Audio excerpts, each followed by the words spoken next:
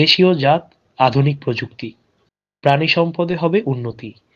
এই প্রতিপাদ্য নিয়ে সারা দেশের মতো বরিশালেও আয়োজিত হয়েছে প্রাণী সম্পদ সপ্তাহ ও প্রদর্শনী 2025। জেলা প্রাণী সম্পদ দপ্তর ও এলডিডিপি প্রকল্পের যৌথ আয়োজনে এই প্রদর্শনী বরিশাল নবগ্রাম রোডের জেলা প্রাণী সম্পদ কার্যালয়ে অনুষ্ঠিত হয়েছে। প্রাণী সম্পদ অধিদপ্তর থেকে একটা প্রাণী প্রদর্শনীর আয়োজন করা হয়, প্রতি বছরই আমি আসা হয় এইখানে আজকে আমি সানকনু নিয়ে আসছি, রিংনেক নিয়ে হোয়াইট রিংনেক নিয়ে আসছি, কবুতর নিয়ে আসছি, রেসিং কবুতর নিয়ে আসছি, পাইনঅ্যাপেল কনুর, তারপর লাভবার্ড, বাজরিকা, ককাটেল এবং মুরগি, শৌখিন মুরগি নিয়ে আসছি এখানে। এবার দুটো আনছে, একটা দেশাল আনছে, একটা শাহিওয়াল আনছে। তার খাবারের মূল্য অনেক বেশি, যার কারণে গরু পাইলে এখন লাভ আশা করা যায় না। বর্তমানে বারবারই ছাগল নিয়ে কাজ করতেছি। এটা হচ্ছে দুধ মাংসের জন্য খুব ভালো একটা ছাগল। মাংসের কোয়ালিটি, গুণগত মানটা অনেক উন্নত। আমরা সাধারণত জানি যে এটা হরিণ থেকে জাতটা নাকি উন্নত করা হয়েছে। নিজে আমি গোশত খাইছি, গোশতের স্বাদটা অনেক ভালো, টাইপের থাকে না গোশে। আর আমাদের যেটা এখন ছাগল সেক্টরে নিয়ে আমি দীর্ঘ অনেক বছর পর্যন্ত কাজ করতেছি, সেই 96 থেকে ছাগল সেক্টরে আছি। আমাদের মূল যেটা সমস্যা হচ্ছে আমাদের খাদ্যর দামটা অনেক বেশি, অস্বাভাবিক দাম, যার জন্য প্রায় খামারিগুলোই আস্তে আস্তে বন্ধ হয়ে যাচ্ছে খাবারের জন্যে। এখন যদি বর্তমান সরকার যদি খাবারের দিক থেকে একটু বিবেচনা করে যদি খাবারের মূল্যটা কমাইতে পারে, তাহলে মানে খামারগুলো টিকে থাকবে। অ্যান্টিবায়োটিক মুক্ত মুরগি পালন করার জন্য যা যা করা দরকার ওই ডেমো আমরা এখানে তুলে ধরেছি কিভাবে করা যায়। আর নতুন উদ্যোক্তাদের বলবো, তারা যদি অ্যান্টিবায়োটিক মুক্ত পোলট্রি মুরগি পালন করতে চায় আমাদের সাথে যোগাযোগ করলে আমরা তাদের করে দিব। এবং শীতকালীন সময় কিভাবে মুরগি পালন করতে হয়, কিভাবে সুস্থ রাখতে হয়, এই ব্যাপারে আমরা পরামর্শ দিয়ে থাকি। আমার নাম হলো মোহাম্মদ আব্দুর রাজ্জাক। আমি উপসহকারী প্রাণী সম্পদ কর্মকর্তা, জেলা কৃত্রিম প্রজনন কেন্দ্র বরিশাল। আমাদের এই বরিশাল জেলা কৃত্রিম প্রজনন কেন্দ্র থেকে আমরা 4 জেলায় সিমেন্ট সাপ্লাই দিই। সিমেন্ট হইল উন্নত জাতের বীজ, এবং এই বীজ দ্বারা প্রজনন করে যা দেশি গাভীর থেকে ওই উন্নত জাতের ষাঁড় বকনা তৈরি করা এবং দুধ মাংসে স্বয়ংসম্পূর্ণ হওয়ার জন্য আমাদের এই কৃত্রিম প্রজনন কার্যক্রম পরিচালিত হয়। সাধারণত প্রান্তিক যে গরু চাষি, তাদের যা গরুর যে জাত উন্নয়ন, এইটা আমাদের মূল কাজ।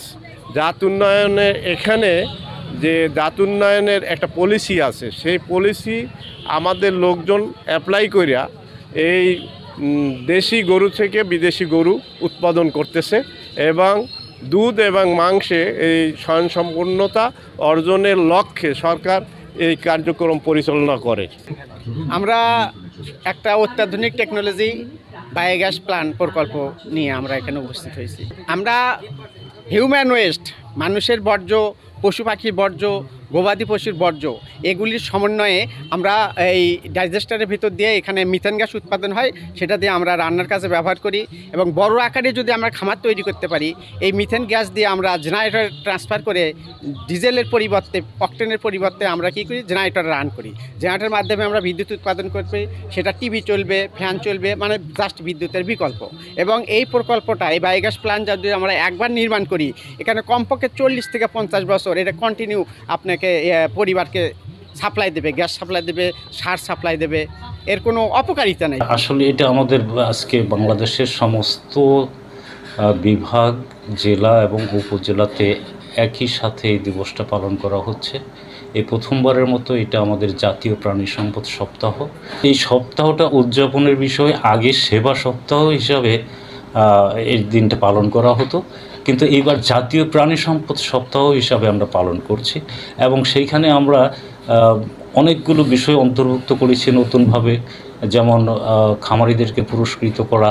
আগের যে প্রোগ্রামগুলো ছিল, যেমন ভ্যাকসিনেশন ক্যাম্পেইন, কৃমিনাশক ঔষধ বিতরণ, কৃত্রিম প্রজনন সহযোগিতা প্রদান, এই বিষয়গুলো আমাদের আগেও ছিল এবং সেই বিষয়গুলো আমরা এবারও আছে। তো নতুন আমাদের অনেকগুলোর সংযোজন হয়েছে, আশানুরূপ সাড়া পেয়েছি। এখানে আমাদের যে প্রধান অতিথি, আমাদের মাননীত বিভাগীয় কমিশনার মহোদয় উপস্থিত ছিলেন, পুলিশ সুপার মহোদয় উপস্থিত ছিলেন এবং আমাদের বরিশাল জেলার জেলা প্রশাসক মহোদয় উপস্থিত ছিলেন। সেই সাথে আমাদের যারা খামারি, যারা নতুন উদ্যোক্তা, প্রযুক্তির ব্যবহারের সাথে সংশ্লিষ্ট সকলেই এখানে স্বতঃস্ফূর্তভাবে অংশগ্রহণ করেছেন এবং আমরা যা প্রত্যাশা করেছি তার থেকেও অনেক বেশি আমরা সাড়া পেয়েছি। আসলে প্রত্যেকটা সেক্টরকেই আমরা সুযোগ দিয়েছি।